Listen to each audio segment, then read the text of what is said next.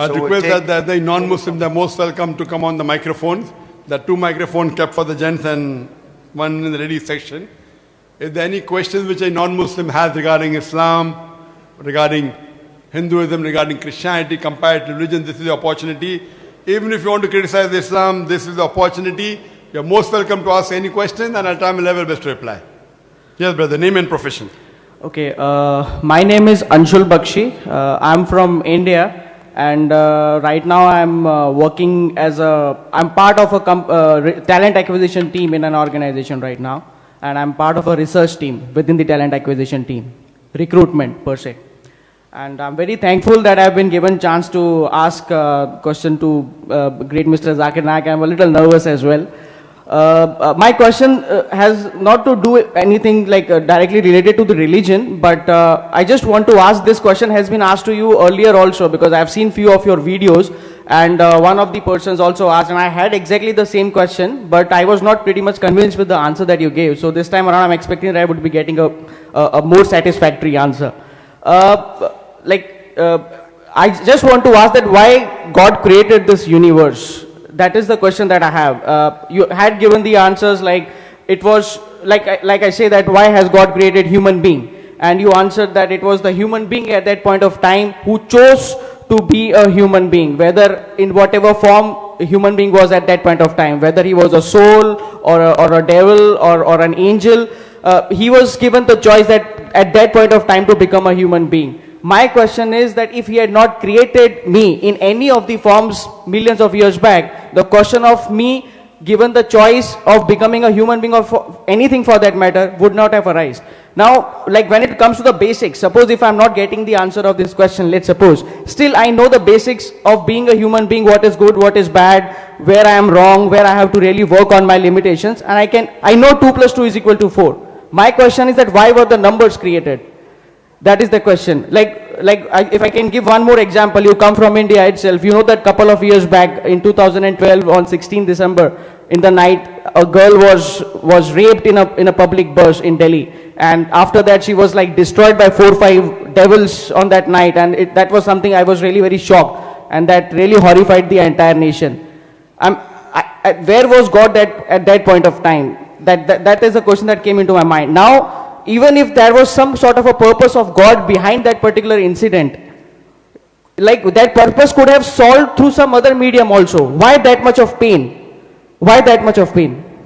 Brother, I would request you that if you can make the answer simple. You have given a short speech. I can reply to all your points, but that'll take a long time. I would like to know what is the main question, main 1 or 2 questions. Do you want to know about rape? Do you want to know about creation? Do you know human being? What do you want to know? I want to know. If you ask about 20 questions together, ask 1 question at a time. I will try and reply that, no problem. Otherwise, if you're asking, now in your short speech, I could at least gather 10 questions. Right? Now for me to answer all these 10 questions would take more than an hour. And I think giving 1 hour to one person would not be just. No, so my main question is... You ask me basic question, don't give an answer I gave you earlier. You asked me the question, you gave my answers also, then you asked a new question, then you asked about rape, then you asked what was God doing at that time.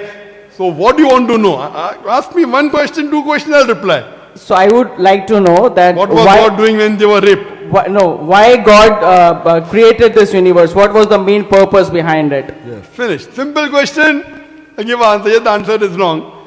Brother asked a question. What's the name, brother, you said? Anshul. Anshu. Anshul. Anshul asked a good question, that what was the purpose of God creating the universe? Now, while giving the answer, he gave the purpose of creation of human being. So, you are asking the question, you are giving the answer of human being, and you are jumbling everything, it would be difficult. I have given many answers, and you have heard many of them, I believe, but you are mixing most of them. What is the purpose of creation? I have given a talk on this, what is the purpose of creation? There's a full talk of mine. And I gave a talk on what is the purpose of life. Many things are overlapping. As far as the creation, what is the purpose of creation? God is the creator. If he is the creator, he has to create. What is the purpose of each creation? Each creation differs. The purpose of each creation differs. The purpose of creation of animals is different than the purpose of creation of human being. But as a whole, all the creations that Almighty God created, He is the creator. He is the creator. Now, creator are of 2-3 different types. One creator is one who creates something from something which even you and I can do. We can take wood, we can chop the tree, make the wood, make it into a table. So you and I also are creator, but we are limited creators. But one creator is who can create something from nothing that only God can do. So God is the creator who can create something from nothing. Like how did the creation of the universe come? The Quran says in Surah Anbiya chapter number 21 verse number 30 that Avalam Yalladina Kafuru. Do not the unbelievers see? Anna Samawati wal Arda. That the heaven and the earth were joined together and we clove them asunder. He's talking about the creation. How did he create? Now people are doing research whether it's right or wrong. How did it come? Some are coming to part truth but not total truth. Now regarding the purpose. If you want to know what is the purpose of the creation of the human beings, the universe in itself, human being is part of universe basically. So the universe in itself, what is the main purpose of this universe being created basically? The purpose of the universe is for the creation of Allah to live in this universe. But why? Why then? Each creation has a different reason. So if you want to know, yes, one of the best creations of Almighty God is the human beings. One of the best creations of Almighty God, the best of molds, is the human being. And the purpose of the creation of the human beings is mentioned in Surah Dariyat, chapter number 51, verse number 56. Allah says that وَمَا خَلَقْتُ الْجِنَّ, that Allah has created the jinn and the men not but to worship Him. وَمَا خَلَقْتُ الْجِنَّ وَالْإِنسَ إِلَّا لِيَعْبُدُونَ, that Almighty God has created the jinn and the men not but to worship Him. And most of the creation, whether the animals, the birds, the other living creatures, all the other living creatures have already submitted their will to Almighty God. As far as the creation of the human being is concerned, unlike the other creations, they don't have a free will of their own, except for jinn and men. All the other creations of Almighty God, they don't have a free will. For example, we create a computer, correct? Yeah. Does the computer have the free will? No. Whatever we program, they do. If you program them to do addition, subtraction, they'll do it. If you program them to do multiplication, they'll do it. So, if you make a computer, it is something unique, something good, but it doesn't have a free will. So, amongst all these creations, the uniqueness of the human being and jinn is that the human beings have a free will of their own. And in their free will, the purpose is they want to test that which of the people Almighty God who has given free will follows the commandment of Almighty God. If you follow the commandment, like computer follows the commandment, what you say, nothing great because it is programmed. Now Almighty God gave a free will to the human beings that it can either obey or disobey Almighty God. If you obey Almighty God, you become superior to the angels. The angels don't have a free will, but they always obey Almighty God. So a creation which doesn't have a free will and always obeys God is a good creation, but not the ultimate creation. The human beings have a free will. They can either obey or disobey Almighty God. Now once the free will has been given and then you obey Almighty God, you become higher than the angels. After the free will is given, if you disobey, then you become low. So the choice is given, and as you told in my earlier answer, which you heard when I had given, I think 1 year back in Dubai, that when a person asked me that, why did I become a human being? So I told that the Quran says that we were the people who chose. Because you should not object to Allah that why did He make me a human being? Why didn't He make me an animal? So Almighty God says that the choice was given to the human being, and the Quran says we were fools who opted to be human beings. If we didn't opt to be human beings, we would just be like normal Muslims who obey and submit to the will of God. Now here when the option is given, if you take the option of undergoing the examination, and if you pass the examination, you get distinction.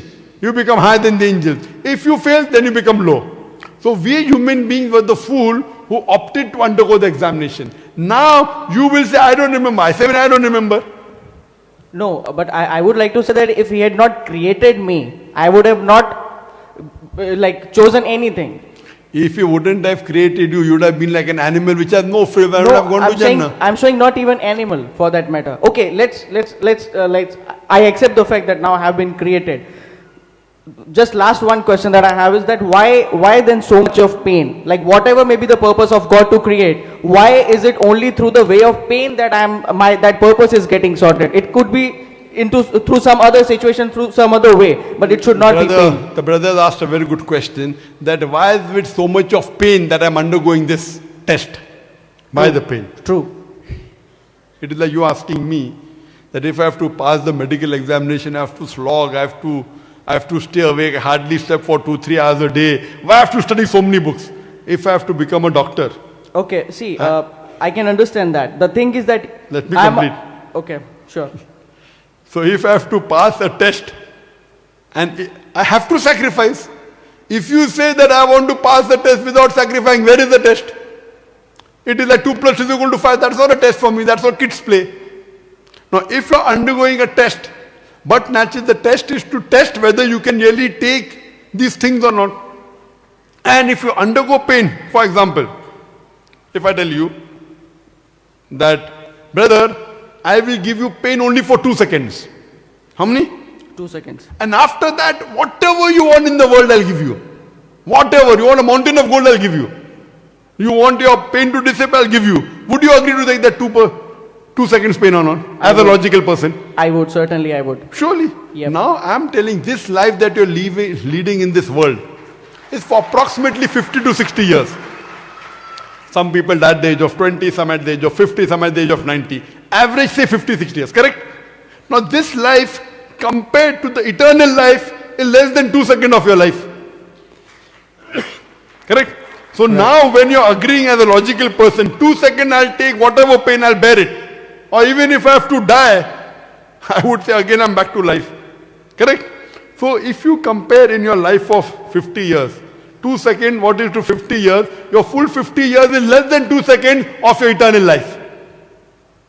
So when you are agreeing logically to bear any pain whatsoever for 2 seconds so that you can ask what do you want in this world, same thing if I tell this 50 years of your average life is less than 2 seconds of your eternal life. So if you have to undergo pain, for example, somebody raped that woman. Nowhere does the Quran say that a woman is raped, she'll go to hell. If she was a good lady, and if she was not the cause of the rape, and if somebody troubled her, she may go to Jannah. So the pain, so if someone says that if the girl is raped, here she may be looked down upon, in the year after she'll go to Jannah. Nowhere does it say, the people who rape, they will go to hellfire. The people who raped, they enjoyed for maybe half an hour, 1 or 2 hours, they will burn in hell forever. This is the justice of God. If God wanted, He could have prevented that rape. It's very easy for Him. Yes, that's my Not point. that God, but if God keeps on preventing, for an examination is going, the teacher has taught in the classroom. Now during the examination, the teacher is supervising, and the student is writing 2 plus 2 is equal to 5. The teacher can say, hey boy, don't write 5, write 4. But if the teacher objects, won't the others object? If the teacher tells him that don't write 2 plus 2 is equal to 5, write 4, then the other student will object. Why is the teacher interfering in the test? If God wants, He can easily prevent the rape. It's easy for Him, kun fayakun. But He lets it happen, and the person who has caused the pain, He will punish him, and the person who's just will put him to heaven. So this is the justice of Almighty God. All undergo. For example, you may be the brother of the woman who's raped. You may be the son. What is your role? Do you yet have faith in Almighty God? God wants to test you. Sir, So all this is a test for the person who's raped, for the person who's raping, for the relatives of the person who's raped. God wants, He can easily stop it. That doesn't mean God doesn't exist. God is letting it happen. He does not interfere in the free will, but based on the actions you do, what He has taught you, good, bad, what is good, what is wrong, what is right. On the day of judgment, He will be just and see to it, He will give reward to those who deserve it. He will give punishment to those who deserve it. okay, like you said about the test, okay. Human beings have limitations, and we as a teachers, or maybe like our teachers would have created those tests because they have the limited knowledge, and through that limited knowledge they want to play with that limited knowledge and make sure that our children or like our juniors are becoming better human beings. God does not have any limitation, so He does not need to like set any sort of a test for a human being to pass or fail, to go in hell or heaven. God has got unlimited powers. It's human being who has limitations, and that is why it has created a way. Human being has created a way to become a better human being and to pass on those teachings that he would have learned from his ancestors, or maybe by reading the Quran or the Bible or whatever. But God has got unlimited power. It does not require to set any sort of a test for human being, for anyone to pass or fail or to go into a hell or a heaven. He can do it without even setting that set, or by without even making the human being going through that pain. Very good. Brother asked a very good question, that teachers have limited power, limited knowledge. God has unlimited power. Without undergoing the test, he can tell this person deserves hell, this person deserves heaven. Correct, brother? He is all powerful, he is all knowing. Absolutely. Even without the test, he can tell this person will go to hell. This correct? He can, he knows the end of it. Very good, very good. Now, imagine, suppose the teacher. Now, teacher before the examination predicts that this person will come out first class first, this person will get second class, this person will fail. And the person undergoes the test, he comes out first class first, he gets second class, he fails. Why not everyone goes to heaven, I'm saying? Let me complete. No? I'm sorry. If everyone goes to hell, heaven, I'm saying heaven. If everyone goes to heaven, then where is the test? If you want to become medical, like everyone who passes the medical examination, teacher will pass.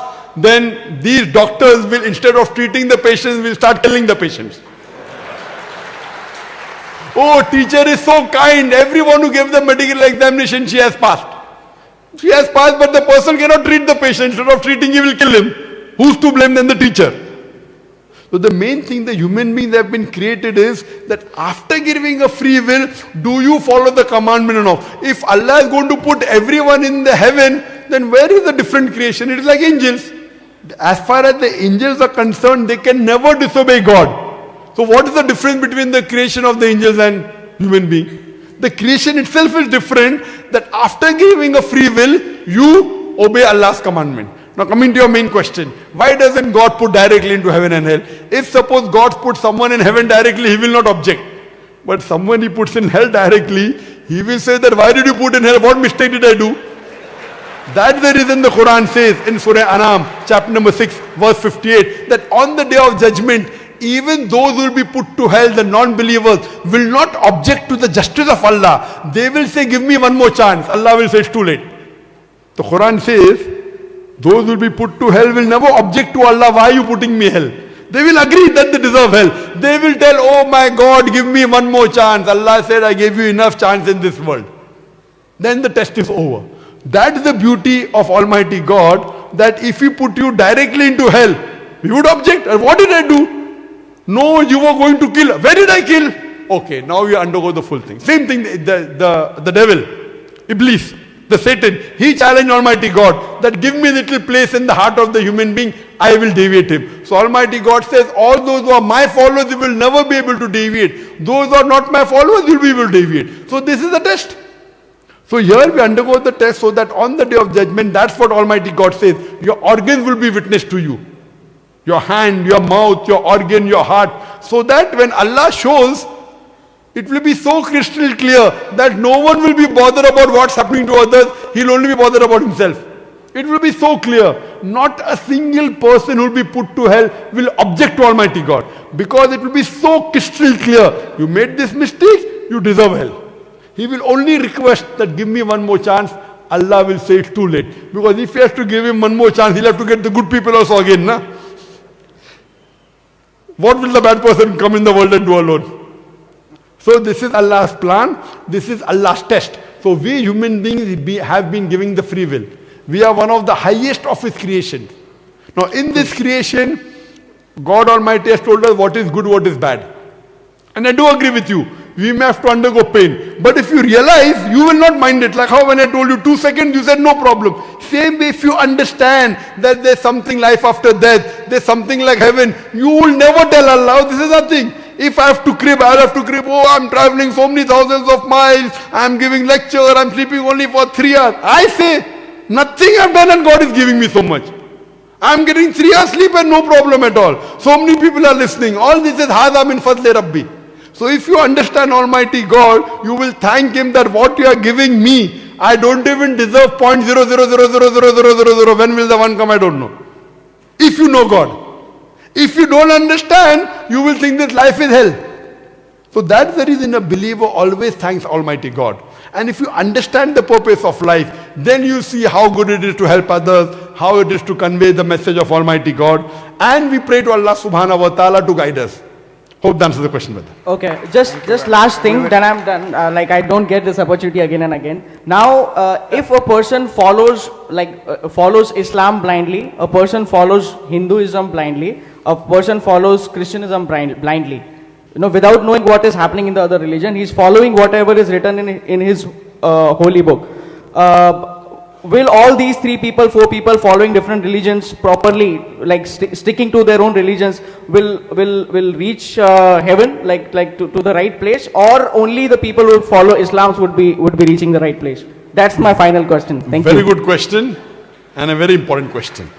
The brother asked a very important question, that a Hindu follows his Hindu scriptures, the Christian follows his scriptures, the Muslim follows scripture. Will all go to heaven? Only those following Islam will go to heaven. Only those following and who submit their will to God will go to heaven. Forget what the name is.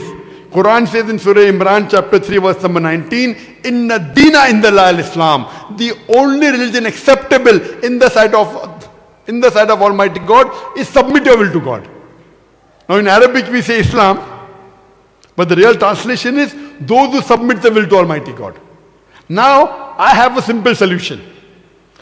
I have a simple practical solution which no one should mind. I ask these religious communities or religious people, agree that one scripture is 100% the word of God. You said, the Hindus follow their scripture. So the Hindu will say, I don't mind agreeing Veda to be 100% the word of God. The Christian would say, I wouldn't mind believing Bible to be the word of God. The Muslim will say, I don't mind believing Quran to be the word of God. My simple request is, let us agree to follow what is common in all these 3 scriptures. What is different, we'll discuss tomorrow.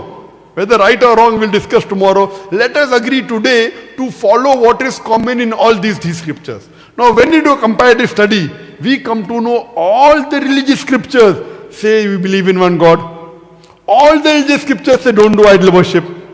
Yet the Hindus do idol worship. Yet the Christians worship Jesus Christ, peace be upon him, as God. I told you earlier, there is not a single unequivocal statement in the complete Bible where Jesus Christ, peace be upon him, says that he's God or where he says worship me.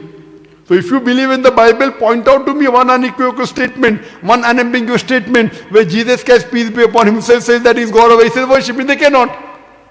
Same thing in the Hindu scriptures, it clearly says idol worship is wrong. If you read the Hindu scripture, Svetasvatara Upanishad, chapter number 4, verse number 19, Yajurveda chapter 32, verse number 3, it says, Na tasya pratimasti, of that God there is no pratima, no image, no photograph, no painting, no sculpture, no idol.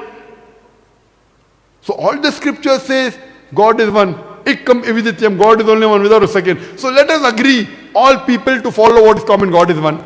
But the intent is right of a person, of a human being, even if he's having an idol, like if he's having some statue. I'm trying to tell you that all of us has to believe that one scripture is 100% the word of God, whether right or wrong. Oh, Hindu believes that the Veda is the word of God. Now when he's saying Veda is the word of God, why is he following the Pandit? So when you want to follow religion, follow the religious scripture. If the Pandit is saying what is correct in the Veda, you follow. If the Pandit is saying what is not mentioned in the Vedas, then why are you following the Pandit? So what we human beings have done, we have started following other human beings blindly rather than following the scripture. My only request is to all the human beings in the world, go back to your scripture. I tell the Muslim, go back to the Quran. I tell the Muslim, go back to the Sahih Hadith. I tell the Hindu, go back to the Veda. You say, no, but that Swamiji said this Pandit said that. I said, your Pandit is misguiding you. And if I'm misguiding you, tell me, Dr. Zakir Naik, you're wrong, and I take back my words. I'm quoting Sanskrit quotations. I'm here to educate. I'm here to unite the human being, not to disunite. The other people, they have opened up their shops. That if you follow the scripture, the shop will close down. And that is even in Muslims. There are some Muslims who have opened up their shop, therefore they are against me. The first brother said, I found many of the people writing against you. Not only non-Muslims, even Muslims write against me. If some Muslim has opened his shop, and if I sell that you go to the Quran, his shop will close down, he becomes my enemy. So what I'm requesting, that when you do comparative study, all scriptures agree there's one God, idol worship is wrong. Let us agree we will never do idol worship in future, we'll believe in one God. All scripture says the last and final messenger is Prophet Muhammad, peace be upon him. The Vedas says that. Yeah, the Bible says that. Old Testament, New Testament, Quran says that. So let us agree to follow Prophet Muhammad as the last messenger. All the scriptures say that there is hell and heaven. All the scriptures say there is life after death. All the scriptures say that alcohol is not allowed. It's prohibited. All the scriptures say smoke is prohibited. All the scriptures say you should wear the hijab. I can go on and on quoting, but the first major thing is believe in one God. Don't do idol worship. Believe that Prophet Muhammad is the last and final messenger. Brother, I'd like to ask you the question. That do you believe there is one God? Yes, there is one God. Do you believe idol worship is wrong? Now, as you say, I can believe it. I mean, if you're saying it. See, the thing is, like, there are so many things. There are so many things written. For everyone, it's not really possible to follow all of them. It becomes really very difficult. Even I'm if someone telling wants you, to let follow. us agree to follow what is common. The thing which is if there's a Venn diagram, circle, circle, circle. Even correct? the common things are so many, actually. Common things, or at least follow the major common things. The most important pillar of all the religion is God is one and don't do idol worship. So you believe God is one? Yes. Now you believe idol worship is wrong. Do you believe Prophet Muhammad is the messenger of God? Yes, I do. Khalas. So that means they have entered the fold of the true religion. If you believe there's one God and you believe Prophet Muhammad, these two are the basic minimum requirement for you to enter into the religion of submitting your will to God. Whether you call Islam, whether you call Muslim. After that, slowly.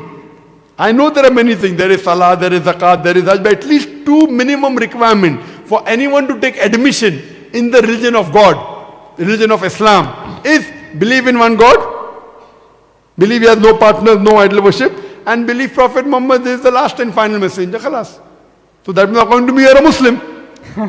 But I would not leave my own religion. I can be a Muslim, but I would not be able don't leave the true part of your religion. What is wrong, what you believe, what is the religion you don't know. The basic yeah, because I of, blindly follow that. See, maybe. religion means a way of life, correct? Correct, that's right. So, That's true. if I prove to you, suppose you're having alcohol, I don't know whether you're having. I don't. But if you very good. But suppose if you are having, and then I prove to you alcohol is wrong and bad for health, and if you leave, that means you're leaving your religion, no?